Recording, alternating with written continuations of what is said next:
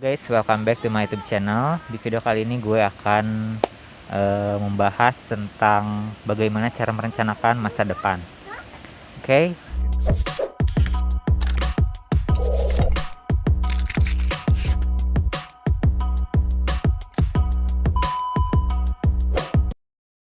Amazing!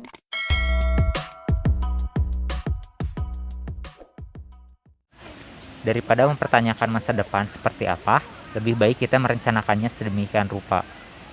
Nah, itulah yang akan kita sampaikan kali ini, yaitu tentang bagaimana merencanakan masa depan kita secara lebih efektif. Apa kabar Anda? Saya doakan semoga selalu sehat dan senantiasa diberikan kemudahan serta kelancaran dimanapun Anda berada. Hampir tiap hari saya menerima pertanyaan tentang hal-hal yang berkaitan dengan masa depan.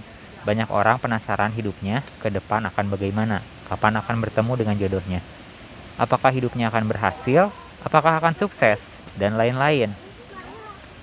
Padahal sudah cukup sering saya sampaikan bahwa saya tidak melayani ramalan atau tafsir maupun penerawangan. Masa depan kita akan mempengaruhi oleh apa yang kita kerjakan hari ini. Untuk itu, daripada mempertanyakan masa depan kita seperti apa, lebih baik kita merencanakannya sedemikian rupa. Nah, itulah yang akan saya sampaikan kali ini, yaitu tentang bagaimana merencanakan masa depan kita secara lebih efektif. Langsung saja, langkah yang pertama dalam merencanakan masa depan adalah kita perlu tahu dulu apa yang ingin kita rencanakan. Misalnya, apakah ingin fokus ke karir dulu atau fokus ke hubungan sosial dulu, ataukah mungkin ingin fokus ke pendidikan dulu. Untuk menentukan, tanyakanlah pada diri Anda sendiri, apa yang ingin Anda inginkan di masa depan. Bayangkan, Anda ingin menjadi apa di masa depan? Tidak perlu dalam waktu yang terlalu panjang, bayangkanlah saja kira-kira 2 hingga 3 tahun ke depan, Anda ingin menjadi bagaimana. Lalu langkah yang kedua, tentukan prioritas Anda. Namanya manusia, kita punya banyak keinginan dan cita-cita. Kita mau jadi apa? Bingung. Mana dulu yang mau didahulukan? Untuk itu, susunlah prioritas Anda. Sama-sama menabung misalnya. Tentukan dulu hasil tabungan ini mau dipakai untuk beli rumah dulu atau mengerjakan haji orang tua dulu. Langkah yang ketiga, buatlah rencana jangka panjang. Bukan untuk 1 atau 2 bulan, tapi hingga 5-10 tahun ke depan. Cari tahu apa saja yang perlu Anda lakukan dan berapa lama waktu yang Anda butuhkan untuk mencapai tujuan ini.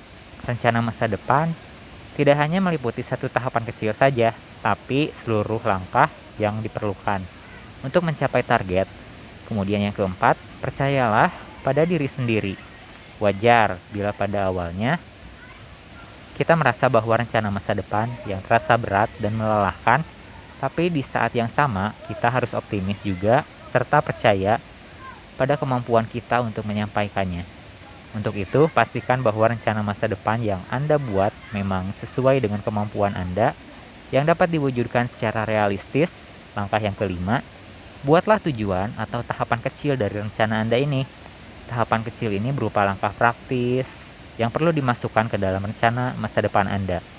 Contoh, Anda berencana membuka warung bakso dalam kurun waktu setahun ke depan. Maka tahapan kecilnya atau langkah praktisnya saat ini Anda perlu tahu di mana mendapatkan pasokan daging sapi yang berkualitas sebagai bahan baku. Langkah ke-6, kenalilah tantangan yang nantinya akan Anda hadapi. Apa saja yang kira-kira akan dapat menghalangi rencana Anda nantinya. Contoh, bila saat ini Anda ingin mengembangkan karir, maka kemungkinan salah satu tantangan adalah mengatur waktu yang seimbang antara waktu bekerja dengan waktu bersama keluarga. Dengan mengetahui apa saja yang akan menghambat rencana Anda pun akan lebih siap menjalankan rencana yang sudah dibuat. Langkah ke-7, susunlah rencana. Rutinitas yang mendukung sesuai dengan rencana yang sudah ditetapkan. Contoh, Anda berniat menurunkan berat badan hingga ke titik ideal dalam kurun waktu 1 tahun, maka buatlah jadwal rutin termasuk waktu untuk menuju ke gym ataupun memasak di rumah. Langkah ke-8, kelilingilah diri Anda dengan orang-orang yang mendukung dan membantu perjalanan rencana masa depan Anda.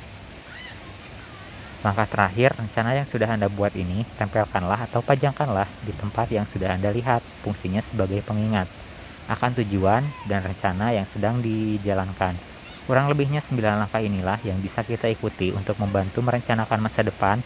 Tentu saja, rencana sematang apapun bila diiringi dengan aksi nyata, direncanakan saja tapi tidak ada realisasinya tentu saja akan percuma. Dari saya cukup sekian. Terima kasih banyak telah menyaksikan. Semoga apa yang menjadi tujuan Anda lekas menjadi kenyataan. Sampai jumpa di kesempatan selanjutnya dan salam rahayu.